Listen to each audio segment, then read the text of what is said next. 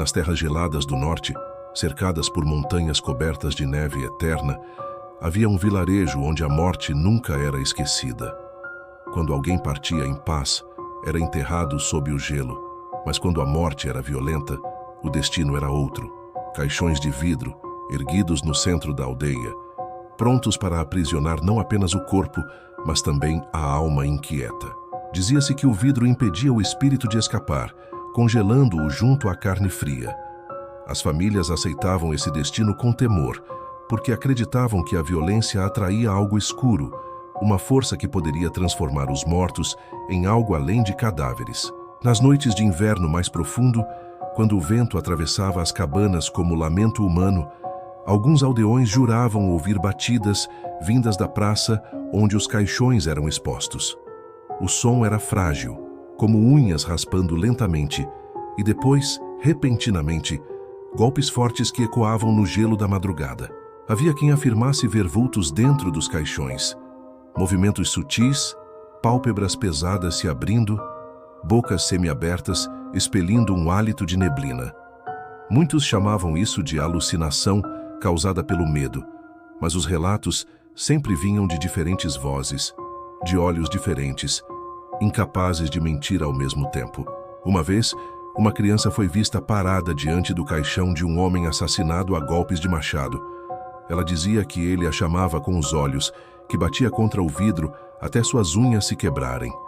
Quando os adultos a retiraram dali, encontraram marcas frescas de sangue escorrendo por dentro do vidro, como se alguém tivesse arranhado a superfície momentos antes. O silêncio da praça tornou-se um peso para todos. Ninguém ousava atravessá-la após o pôr do sol. Os caixões reluziam sob a lua como feridas abertas, refletindo os temores dos vivos que se trancavam em suas casas, tentando abafar os sons noturnos com rezas murmuradas. Mas não havia reza capaz de deter o frio. E no frio, os mortos não descansavam. Certas madrugadas, quando a geada era tão densa que tudo parecia imóvel, testemunhas relatavam ouvir gritos abafados vindos de dentro dos caixões, como se almas queimassem por trás do vidro congelado. Um velho caçador contou que certa vez viu o corpo de sua própria esposa, morta em um acidente sangrento, bater contra a tampa até os dedos se despedaçarem. Ele jurava que ela o chamava pelo nome, e que os olhos dela, outrora ternos, eram agora poços negros de rancor. Os anciãos diziam que aquilo era punição. Morrer de forma violenta significava carregar a violência consigo, tornando-se presa de forças que não pertenciam mais ao mundo dos vivos. O vidro apenas retardava o inevitável, mas não impedia o horror de despertar. O medo cresceu tanto que alguns aldeões fugiram. Outros, em desespero, tentaram destruir os caixões, mas as rachaduras que surgiam se fechavam de maneira estranha, como se o gelo que cobria a vila restaurasse a prisão. Era como se o próprio inverno fosse cúmplice dos mortos. O frio daquelas noites tornou-se insuportável. Famílias inteiras dormiam abraçadas, temendo que, ao abrir os olhos, encontrassem seus mortos diante da cama, ainda presos ao vidro, arrastando-o como correntes invisíveis. Certa noite, uma tempestade assolou o vilarejo. O vento rugia como 1000 vozes e o gelo partia árvores ao meio. Quando o amanhecer chegou, os aldeões descobriram algo que fez o sangue congelar. Todos os caixões estavam vazios. Nenhum vidro estava quebrado.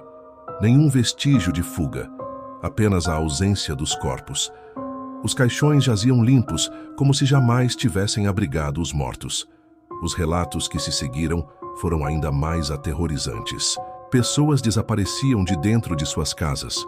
E dias depois, seus corpos surgiam deitados dentro dos caixões novamente, mas agora vivos, batendo desesperados contra o vidro, pedindo para serem libertados. Os sobreviventes compreendiam tarde demais. Os caixões não aprisionavam apenas os mortos, mas aprisionavam também os vivos, escolhidos ao acaso pelo frio e pela maldição do vilarejo. Ninguém sabia explicar o ciclo, mas todos sabiam que não havia fuga. Mesmo os que tentaram fugir pela mata congelada jamais foram vistos novamente, e rumores diziam que o próprio vento os devolvia às ruas da aldeia, já deitados dentro do vidro. Os mais velhos murmuravam que o vilarejo fora erguido sobre terras onde antigas tribos praticavam rituais de sacrifício. O sangue derramado ao longo dos séculos envenenara o solo, tornando impossível que a morte seguisse seu curso natural. A cada geração, a maldição parecia mais forte. O gelo mais denso, as batidas mais altas, o horror mais palpável. Os aldeões sabiam que estavam condenados, mas já não havia escolha. Quem morria violentamente estava destinado ao vidro, e quem vivia cedo ou tarde também encontraria ali seu destino.